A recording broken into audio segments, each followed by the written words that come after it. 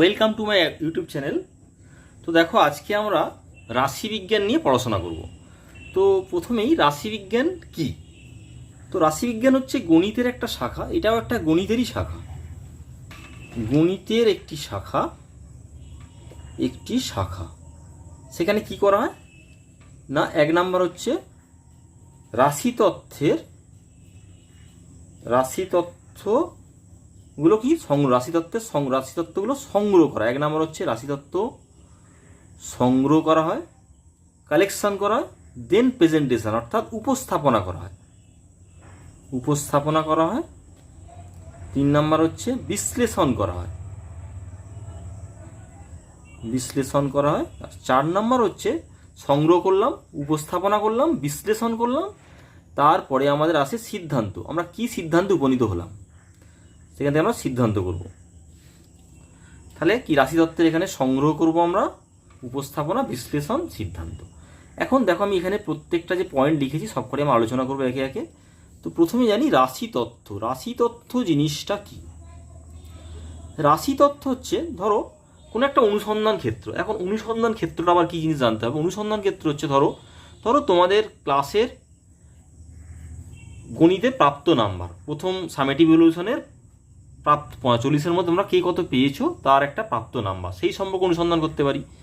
তোমাদের প্রত্যেকের ওজন সম্পর্কে অনুসন্ধান করতে পারি, তোমাদের প্রত্যেকের ওয়েট সম্পর্কে অনুসন্ধান করতে পারি, বা ধরো কোনো গ্রামের কতজন মানুষ রোগে আক্রান্ত তাদের তথ্য সংগ্রহ করতে পারি। সবই এগুলো অনুসন্ধান ক্ষেত্র। এই অনুসন্ধান ক্ষেত্র থেকে আমরা তথ্য সংগ্রহ সাধারণত করি। তো ধরো সাপোজ তোমাদের, আচ্ছা তার আগে বলি রাশিতত্ত্ব বলতে কি বুঝি, একটু সংজ্ঞাটা বলি। কোনো একটা অনুসন্ধান ক্ষেত্র থেকে পরিমাপ বা গণনার দ্বারা প্রাপ্ত রাশি বা সংখ্যা সমূহের সংগ্রহকে আমরা বলবো রাশিতত্ত্ব বলবো। আবার বলছি, কোনো একটা অনুসন্ধান ক্ষেত্র থেকে পরিমাপ বা গণনার দ্বারা প্রাপ্ত রাশি বা সংখ্যা সমূহের সংগ্রহকে রাশিতত্ত্ব বলা হবে। এখন একটা উদাহরণ দিয়ে বোঝাই।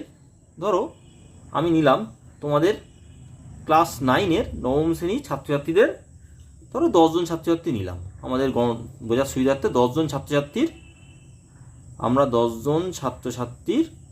ওজন জানবো, তাদের ওজন কত আসে। 10 জন ছাত্রছাত্রী যে কোনো 10 জনকে নিলাম, যে কোনো 10 জনকে নিয়ে আমরা তাদের ওজন সম্পর্কে তথ্য অনুসন্ধান করছি। এখন ধরো তথ্যগুলো এরকম আসলো, ধরো পরপর 10 জনকে নিয়েছি। প্রথম জন দেখা গেল 35 কেজি ওজন হয়েছে, দ্বিতীয় জনের হয়েছে 46 কেজি, তৃতীয় জনের হয়েছে 40 কেজি, আবার দেখা গেল চতুর্থ জনের 40 কেজি। এইভাবে আমি পরপর লিখে দিচ্ছি। দেখো,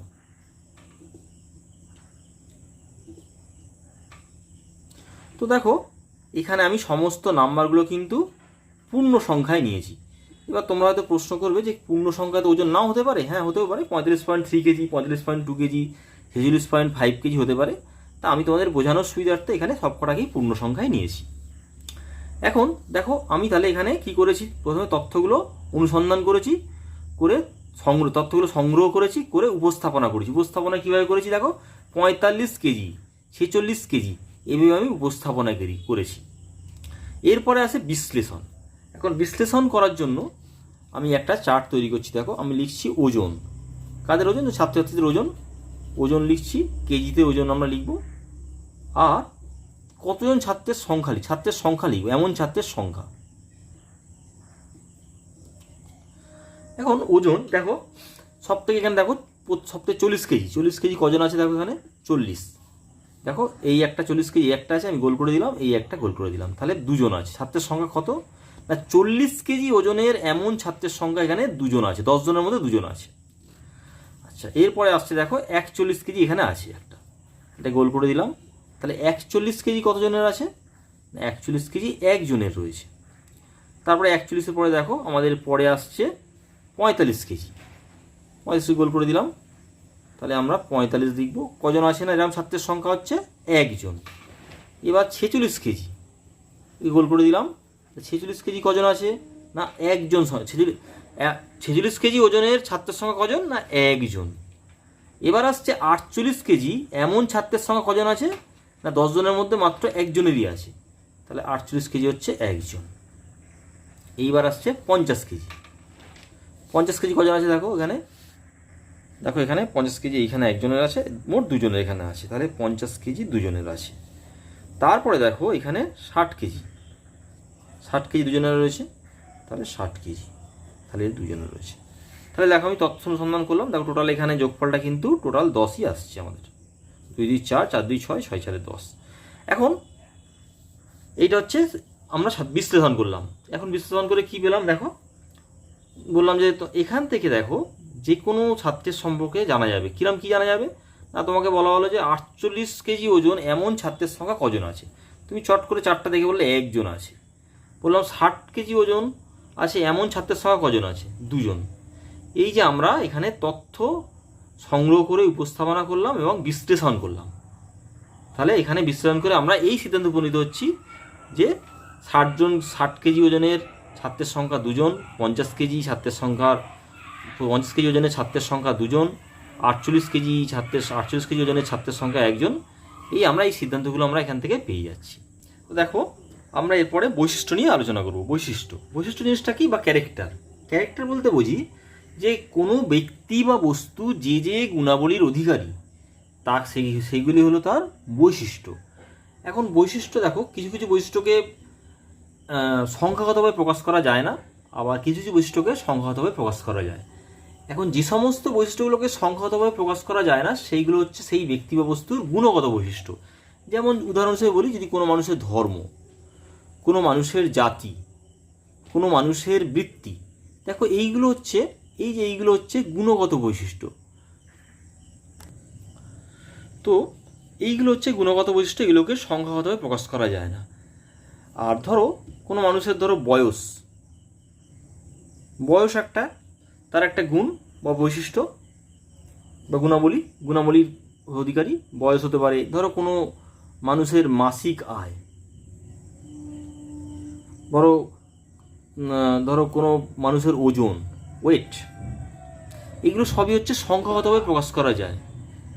তো এইগুলো হচ্ছে সংখ্যাগত বৈশিষ্ট্য, এগুলোকে বলবো সংখ্যাগত বৈশিষ্ট্য। এগুলো হচ্ছে গুণগত বৈশিষ্ট্য আর এইগুলো হচ্ছে সংখ্যাগত বৈশিষ্ট্য। এখন সংখ্যাগত বৈশিষ্ট্য দেখো, সংখ্যাগত বৈশিষ্ট্যগুলোকে একটা নাম আছে, বিশেষ ধরনের নামে এরপর থেকে আমরা চিনব, সেটা হচ্ছে চল বা চলক, এইভাবে আমরা চিনব। এইটা সাধারণত আমরা ছোট হাতের এক্স দিয়ে আমরা এটাকে লিখি বা ডিনোট করি।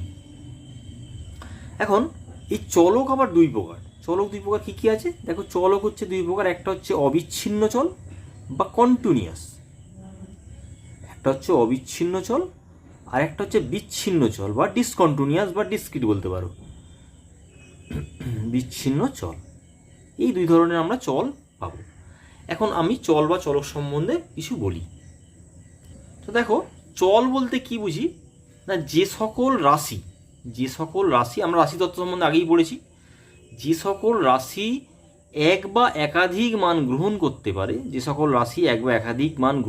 পারে, এবং যে সকল রাশিকে পরিমাপ করা যায় এবং যে সকল রাশি এক বা একাধিক মান গ্রহণ করতে পারে, সেই রাশিকে আমরা বলবো চল। তাহলে চল কি, তা চল এক বা একাধিক মান গ্রহণ করতে পারে এবং চলগুলোকে আমরা পরিমাপ করতে পারি। যেমন আমরা এর আগের উদাহরণে দিয়েছিলাম যে কোনো 10 জন ছাত্রের ওজন, দেখো ওজনগুলোকে আমরা কি করতে পারি, পরিমাপ করতে পারি। এবং এখানে দেখো ওজনগুলো কিন্তু সবার একই রকম নয়, সেটা হচ্ছে ভেরিয়েবল বা একাধিক মান, মানে সেই ওজনের একাধিক মান থাকতে পারে, সেই জন্য সেইগুলোকে আমরা বলবো একটা চল। বা কোনো ধরো তোমাদের শ্রেণীর উচ্চতা, সেটাও একটা চলরাশি, কারণ সবার উচ্চতা একই রকম নয়। এক্সকে যদি তোমাদের শ্রেণীর ওজন হিসেবে উচ্চতা হিসেবে আমরা করি, যদি উচ্চতা হিসেবে আমরা এক্স ধরলাম যে এক্স হলো তোমাদের নবম শ্রেণীর ছাত্রছাত্রীদের উচ্চতা, তাহলে এক্স বিভিন্ন রকম মান গ্রহণ করতে পারে, কারো 5 ফুট 7 ইঞ্চি, কারো 2 ফুট 4 ফুট 3 ইঞ্চি, এইভাবে হতে পারে। তো তাহলে এক্স এখানে হচ্ছে একটা চল। এখন চল দু রকমের, একটা হচ্ছে অবিচ্ছিন্ন চল, একটা হচ্ছে বিচ্ছিন্ন চল। এখন অবিচ্ছিন্ন চল সম্পর্কে জানতে চাই। ধরো তোমাদের বিসেকশানে ধরে নিলাম বিসেকশানে তোমাদের 40 জন ছাত্রী রয়েছে। এখন ধরো আমি বললাম যে এক্স একটা চল যেটা কি না ওই 40 জন ছাত্রছাত্রীদের ওয়েট অর্থাৎ ওজনকে ডিনোট করে। তাহলে ধরো, তো দেখো এক্স হলো নবম শ্রেণীর ছাত্রীদের ওজনকে প্রকাশ করে ধরে নিয়েছি। তাহলে এক্স এখানে বিভিন্ন রকম মান গ্রহণ করতে পারে, ওজন তো বিভিন্ন রকম হতেই পারে, তাহলে এক্স এখানে বিভিন্ন রকম মান গ্রহণ করতে পারে। এখন আমি ধরে নিচ্ছি সব থেকে কম যে ওয়েটের যে একজন ছাত্রী আছে সে হচ্ছে 40, তার ওজন হচ্ছে 40 কেজি। আর সব থেকে বেশি ওয়েটের আছে ধরে নিচ্ছি 70 কেজি। এখন দেখো অবিচ্ছিন্ন চল বলতে কী বুঝি না, এক্স দেখো 40 আর 70 এর দুজনকে তো গ্রহণ করছেই, এবং 40 কেজি আর 70 কেজির মাঝে অসংখ্য ওজন আছে। ধরো 40.1 কেজি, 40.2 কেজি, 45.3 কেজি। এইভাবে এক্স কিন্তু এখানে যদি আমি এক্স নাম দিই, এক্স কিন্তু এদের যে কোনো একটা মান গ্রহণ করতে পারে। তো এক্স হলো এখানে অবিচ্ছিন্ন চল। তাহলে অবিচ্ছিন্ন চলের সংজ্ঞাটা কীরকম হবে না, যে সকল চল দুটো নির্দিষ্ট মানের মধ্যবর্তী সকল মান গ্রহণ করতে পারে। অর্থাৎ দেখো এই দুটো নির্দিষ্ট মান ছিল, এটা সর্বনিম্ন, এটা সর্বোচ্চ। এই দুটো মানের মধ্যবর্তী সকল মান গ্রহণ করতে পারে, যে কোনো মান, তুমি যে মানটা বলবো সেই মানটাই গ্রহণ করতে পারবে, তাদের আমরা বলবো সন্তত বা অবিচ্ছিন্ন চল। আর একটা হচ্ছে বিচ্ছিন্ন চল মানে ডিসকন্টিনিউয়াস বা ডিসক্রিট বলতে পারি। এখানে সংজ্ঞাটা কি না, যে সকল চল নির্দিষ্ট মানের মধ্যবর্তী বিশেষ মানকেই গ্রহণ করতে পারে, তাদেরকে আমরা বলবো অসন্তত বা বিচ্ছিন্ন চল। উদাহরণ ধরো বললাম তোমাদের গ্রামের নারকেল গাছের সংখ্যা বা তোমাদের বিদ্যালয়ের ছাত্রছাত্রীর সংখ্যা। এখন যদি তোমাদের গ্রামের নারকেল গাছের সংখ্যা ধরে নিচ্ছি 200টা রয়েছে, দেখো এক্স তাহলে কী গ্রহণ করতে পারে, এক্স 1, 2, 3, 4, 5, 6, 7, 8 এইভাবে গ্রহণ করতে পারে, এইভাবে 200 অবধি যেতে পারে। তাই দেখো এক্স কিন্তু এখানে বিশেষ মান 1, 2, 3, 4 এই বিশেষ মানগুলোকেই গ্রহণ করতে পারে। এখন তোমরা বলতে পারবে যে আমাদের গ্রামে 5.5টা নারকেল গাছ আছে বা 6.1টি নারকেল গাছ আছে, এটা তো বলা যাবে না। তাহলে এক্সকে আমরা যদি বলি যে তোমাদের গ্রামের সমস্ত নারকেল গাছের সংখ্যাকে প্রকাশ করছে, তাহলে এক্স কিন্তু এই বিশেষ মানকেই গ্রহণ করতে পারছে, তাহলে এক্স হলো বিচ্ছিন্ন চল। এরপরে আমরা পড়ব পরিসংখ্যা এবং পরিসংখ্যা বিভাজন। তার আগে আমরা একটা ছোট্ট উদাহরণ হিসেবে তোমাদের কাছে দেখাচ্ছি। দেখো আমি আগেই বলেছি আমরা রাশিবিজ্ঞানে প্রথমে রাশিতত্ত্ব সংগ্রহ করব, তো আমরা রাশিতত্ত্ব সংগ্রহ করেছি এবং একটা ছক প্রস্তুত করব, করে আমরা পরিসংখ্যা বিভাজন তালিকা প্রস্তুত করব। তো দেখো আমরা জিনিসটা কি বলি, ধরি তোমাদের বিদ্যালয়ে কোনো এক পরীক্ষায় 40 জন ছাত্রছাত্রীর প্রাপ্ত নম্বরের তালিকা ক্রমিক সংখ্যা অনুসারে পরপর সংগ্রহ করা হলো। ক্রমিক সংখ্যা অনুসারে মানে ধরে নিলাম রোল নাম্বার 1 যে সে 34 পেয়েছে, টোটাল 50 নম্বরের পরীক্ষা হয়েছিল ধরে নাও, ফার্স্ট টেস্ট হয়েছে বা ফার্স্ট সামেটিভ ইভ্যালুয়েশনে 50 নম্বরের পরীক্ষা হয়েছিল তোমাদের 9-এ। তো সেখানে দেখো ফার্স্ট বয় যে পেয়েছে ম্যাথমেটিক্সে 34, তারপরে 27, তারপরে 45, রোল নাম্বার 2 27 পেয়েছে, রোল নাম্বার 3 45 পেয়েছে, রোল নাম্বার 3 21 পেয়েছে, রোল নাম্বার 4 30 পেয়েছে, রোল নাম্বার 5 40 পেয়েছে, রোল নাম্বার 6 11 পেয়েছে। এইভাবে আমি 40 জন ছাত্রছাত্রীর নাম্বারগুলো আমরা কালেক্ট করে নিয়েছি, সংগ্রহ করেছি। এইবারে এইগুলো হচ্ছে, এটাকে অ্যাকচুয়ালি বলে কাঁচা তত্ত্ব মানে এইগুলো দেখো এলোমেলোভাবে রাখা রয়েছে, এখানে বড় ছোটো বা এইভাবে কোনোভাবে সাজানো নেই। তাহলে এই ধরনের তথ্যকে আমরা কাঁচা তত্ত্ব বলবো বা র বলবো আর কি, র ডেটা বলবো। তো এরপরে আমরা এখন এই কাঁচা তথ্যগুলোকে আমরা মানের ঊর্ধ্বক্রমে সাজিয়ে নেব। মানের ঊর্ধ্বক্রমে মানে ছোট থেকে বড় আকারে সাজিয়ে নিয়েছি। দেখো 1, 2, 3, 3, 7, 9 এইভাবে সাজিয়ে নিয়েছি।